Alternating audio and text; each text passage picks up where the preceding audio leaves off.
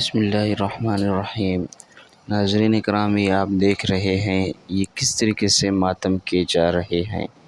ناظرین اکرام، یہ کس کے غم میں ماتم کر رہے ہیں اور ایسا کیوں کر رہے ہیں؟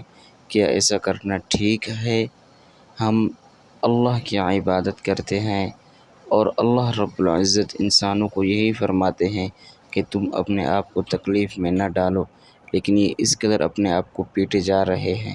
کیا یہ صحیح کر رہے ہیں یا غلط؟ کمنٹ سیکشن میں اپنے رائے کا اظہار ضرور دیجیے۔ جزاک اللہ۔